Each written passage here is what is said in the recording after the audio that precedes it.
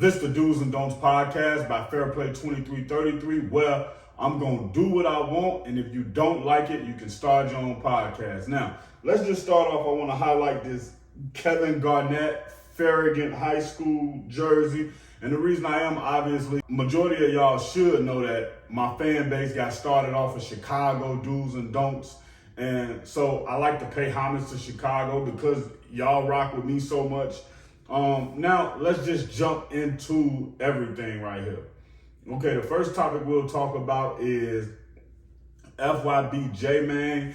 He linked up with Tay Savage. Now, if y'all know anything about FYB J-Man and Tay Savage, they supposed to be ops, right? Because of things out of their control, things that's not happened in the past, they basically inherited a beef. So I think it's pretty dope that they're able to get together and put their differences aside and be able to say, okay, we not really rocking with none of that. We gonna move forward. We grown men, we got kids, we're about to get this money. And the skit they did together was pretty funny. It was like they was at work together, and then Tay Savage basically pulled out his pipe for the picture, and then FYB J-Man was like, oh, you bought your whoop to work? All right, cool. And then he came up with a rocket launcher. If you're a Chicago historian, you know the story behind the rocket launcher is like Rondo #9 posted a picture to his Instagram with a rocket launcher. And besides, along with the music, that's what really propelled Rondo #9 career, because the police was trying to really figure out if he had a real rocket launcher. So that was like PR he couldn't pay for. Now, James Harden, right? He was fined $100,000 for basically saying that Daryl Morey was a liar and he didn't want to play for him anymore, and there's nothing they could do to fix the relationship. The only thing I don't like is that if you Adam Silver or anybody who in the league office, what I don't like about this is that if you're going to be finding these players for saying things about the owners and the presidents and the GM, well, then you have to start finding these GMs when they say stuff about the players. When these things are being leaked about the players' health, and you see a Stephen A. Smith or a Skip Bayless, they reporting on these type of things, and then Woj, you know that these things are coming from inside the organization. So why are the owners and managers and coaches allowed to use the media to get their message out and disparage the player and possibly even hurt the player's financial situation by them not being able to get a contract later in life, or them being able to get a lower contract than what they actually may be worth? Because we seen them do it to Allen Iverson, the way the media just killed Allen Iverson's career. He wasn't in his prime when he left the league, but he still had a lot of good basketball ahead of him. So to close this out, I think James Harden should be able to say whatever he wants. And if I had to ask, is that a do or don't for James Harden to be able to say what he wants? That's a do. Now, Reggie Bush, he is suing the NCAA basically for taking away his award. You know, he won the Heisman a while back, and they just played him on it, man. They were acting like he was wrong for taking money. And now when you look, players take NIL deals. And I understand some of y'all out there going to be like, well, this was the rule back then, and he broke the rule back then. It was an unfair rule then, and it was unfair for them to take back his Heisman, which he worked so hard to earn. Yeah, he took a couple of dollars, but them dollars he took, that didn't equate to how he played on the football field. So I think that was corny. Shout out to Reggie Bush. He was one of my favorite college football players when he played at USC. So I really hope he get every dollar that he's supposed to get. Happy birthday to Kobe. This is after his birthday, but I definitely want to tell him happy 45th birthday. Now, Irv Gotti, right? He basically reportedly worth $300 million, and is hard finding true love because women only see him for his money. He say, I met a 26-year-old Dominican, and off rip, she asked me for $25,000. Now, I agree with Irv Gotti. When you got a lot of money, it's hard to find love. But the reason it's hard for a lot of these rappers to find love is because they lead with money. All they talk about is how much money they make. They talk about the places they went. They talk about the cars. They show it off. So you got to understand, if a woman coming into that situation and she come from poverty, or even if not poverty, middle class, she's expecting a certain type of lifestyle that come with you. You always talking about how money ain't a thing. You always talking about how you blowing 20, 40 bands in a strip club, and she probably don't make $40,000 a year. So once she get around you, she like, okay, he say he love me. I do these things for him. Why can't he do some things for me? So I see it both ways. But what I would tell Irv Gotti is don't lead with your money. Don't talk so much about how rich you are. And maybe the women would try to learn something different about you besides what's in your bank account. Now, if y'all don't know, Blueface, he was in his boxing gym. A guy ran up in the gym, had a dog with him, had a knife. Blueface tried to swing on the guy. The guy ended up stabbing Blueface. Now, that guy has since been arrested. Whack 100 spoke out about it, and basically the fight is off. And, you know, Blueface stood his ground. He didn't run from the guy. He didn't try to call the police on the guy. Obviously, whoever was in the gym with Blueface at the time, they gonna handle that. And depending on who the guy is, once he get behind bars, it can get real difficult for him because Blueface got ties, Whack 100 got ties, and I'm not saying that they gonna have somebody or tell somebody to do something to him. I'm just saying that that situation can end up being difficult for that guy. All right, what's the next story? A lot of people was talking about Youngin Ace. A video surfaced online with him basically saying a guy named Jeremy name, and when the police was in the interrogation room and asked him who was he fighting, he ended up saying Jeremy name, right? And then he was saying the ops and the other side and stuff like that. So Fulio basically said, yo, how can you say somebody else's name in an interrogation room and that not be snitching? Well, 1090 Jake went and got the paperwork, and when he got the paperwork, 1090 Jake basically concluded that Youngin Ace did not snitch. Actually, he got snitched on in that case, but he did say too much when he was in the interrogation room. But the way 1090 Jake basically said it was like the police officer who was interrogating him was so zealous that he started telling Youngin Ace stuff that he might not have even known, may have not even came across.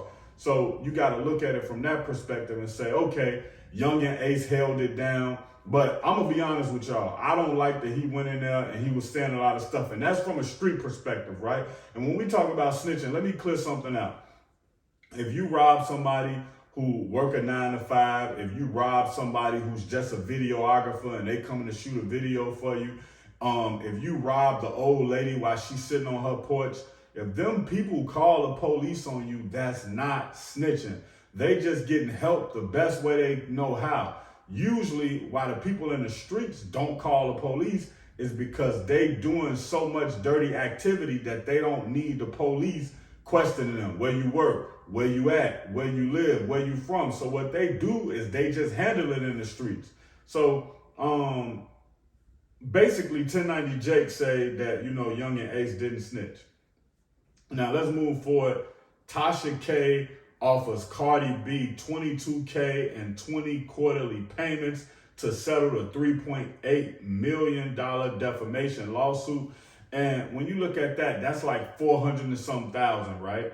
So that's a long stretch from that $3.8 million, right? So if I'm Cardi B, what I do is you got your point across, you kind of done shitted on Tasha K already. So what you do is you say, instead of 40 payments, you say, instead of 20 payments, you tell Tasha K, listen, I don't want 20 payments, but I do at least want to get $1.4 million.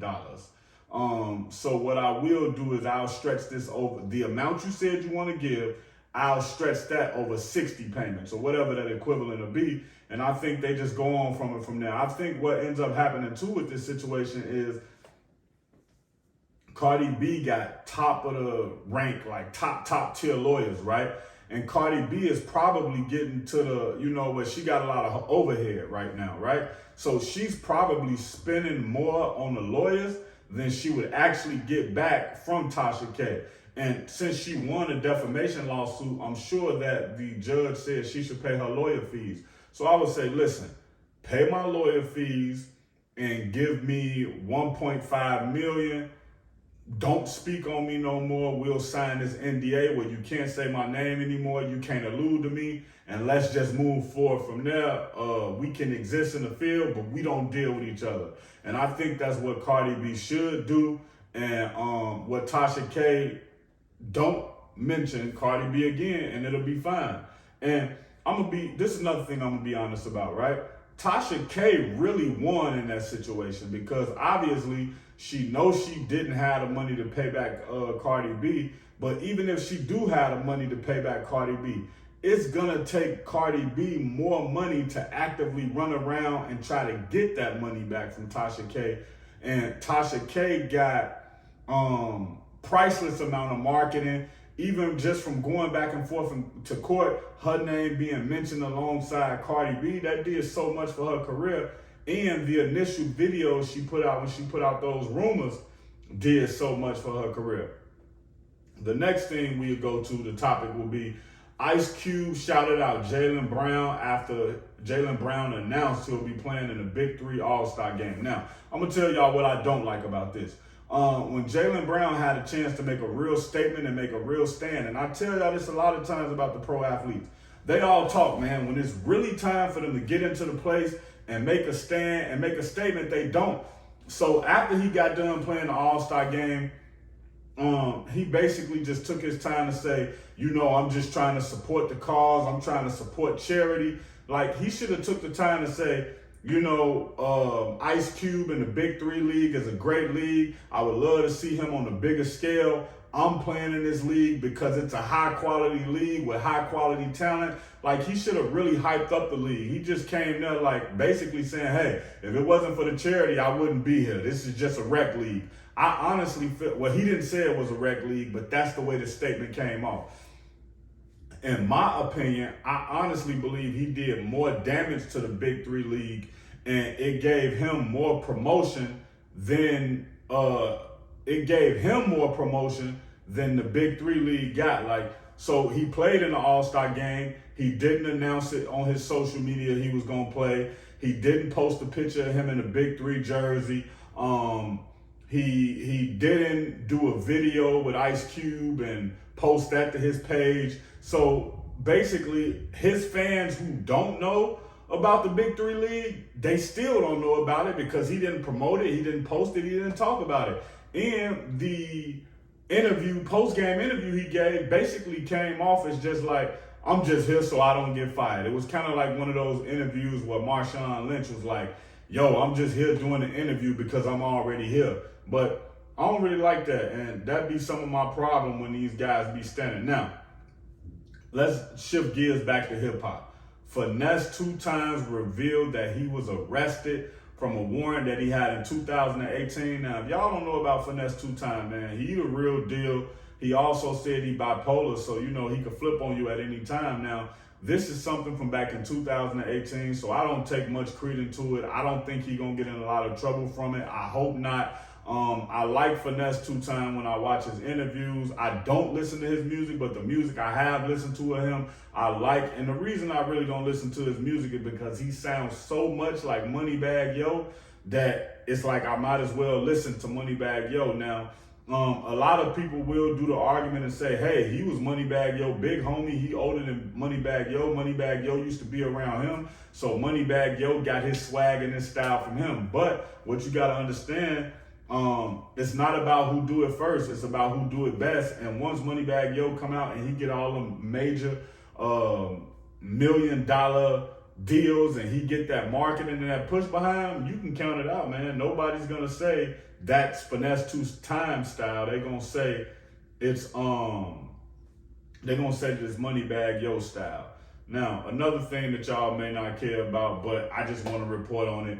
Big Sean and Janae Aiko denied restraining order against stalker who broke into their home. Listen, I'm going to be honest once again. The only thing they can do now is have security like break that guy arm, break his leg, sock him out, just beat him to a pulp when he come into the house, right? Because they have a baby. He could have broken into the house. Aiko could have been there by herself. He could have really harmed her. So for this judge not to get him this restraining order against a stalker, it's appalling and it's crazy that you're not going to allow them to have a restraining order. So basically, if that guy come back to their house, all he get is breaking and entering, and if they not there, he get breaking and entering and trespassing.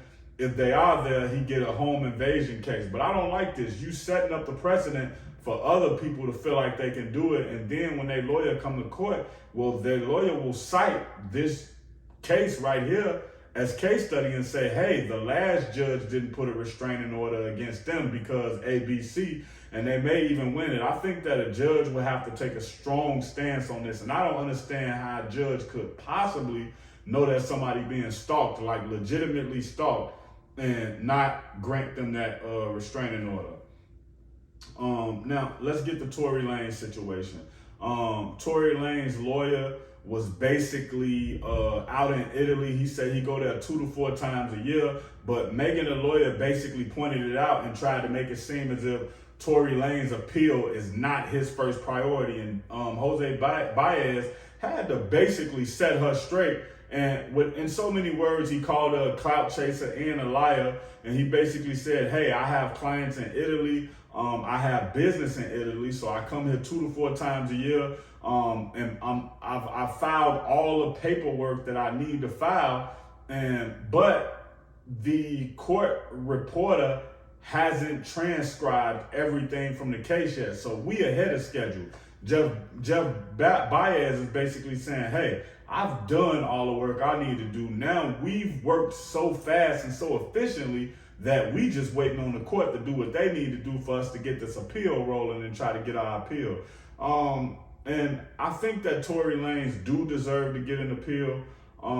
Yes, he was found guilty of the Megan Thee Stallion story, but when you look at all the holes and gaps in the stories, Megan lying, I think that you got to look at that situation and basically say, how do the jury find him guilty with all the overwhelming information? Now, the jury will basically say, okay, the phone call. Well, in my opinion, Tory Lanez was apologizing for being messy. But one thing I took from that is if you ever have to apologize, and this is for the men, this is for the women, but mostly for the men, because this situation, if you under the belief that Tory Lanez didn't do what they say he did, what fried him was his jail call. So for the man, I would like y'all to know, if y'all have to apologize to women for anything that happened, whatever it is, be very specific about what you're apologizing about, because that woman can come back later and make it appear as if you were apologizing or allude to that you were apologizing for doing something way heinous than just outing that you sleeping with both of them or something like that. So I think that's where Tory Lanez, the first mistake he made was apologizing. And Kwame Brown told a story about how a woman had him on the phone. She had the police in the background. She was basically in LA trying to lie and say that he forcibly did something to her. You know, she was trying to say he raped her, right? And I said the grape word on purpose, take the G off. And he basically said that the police was on the other line listening, and the police said, if you would have said, I'm sorry, I apologize, I didn't mean to, anything like that, we would have arrested you, because an apology is an admittance of guilt. And that's why a lot of times when you get into, when you see these high profile cases and the police sergeant don't want to apologize, or somebody get profiled in a store and that manager or that company don't put out an apology, that's because that apology is kind of like an admittance of guilt. And now once they get into court, the lawyer gonna say, hey, they knew they were wrong. That's why they apologized, right? And let me see what else. It was one more thing. This girl basically tried to say that Moneybagg Yo was throwing fake money at his concert. Moneybagg Yo came out and said he may throw dollars, but he don't care how rich he is. He's never throwing $100 bills at his show, real or fake. So he basically said, cut the cap. I would have to see video of it to believe that it was actually him throwing hundreds. Now, it could have been a part of his show where he was rapping a money song and they basically had the props where the money fell down from the ceiling. And it could have been something like that. And the girl basically just wanted to get a viral moment, and she was at a Moneybagg Yo concert. So she said, yo, Moneybagg Yo did this. So until I see a video in the era where everything is recorded, I 1000% won't say that Moneybagg Yo did this. And now, I like to leave y'all with like life advice, a little motivation every time I do this. So my motivation for this is basically I had posted something on my Instagram story, and I don't know if y'all can see that, but that's as close as I'm gonna get. And it basically said you either gonna get over your hurdles or end up under them. Both ways is a hard journey, but only one lead to the win though. So I just want y'all to know, whatever y'all going through in life, you gotta try to get over that hurdle. And guess what? If you don't try your hardest to get over that hurdle, you're gonna hit that hurdle and end up under that hurdle. Both of them is a hard journey, so why not try to do something like get over the hurdle, which can help you get closer to the finish line of being away from that problem and helping you progress in life.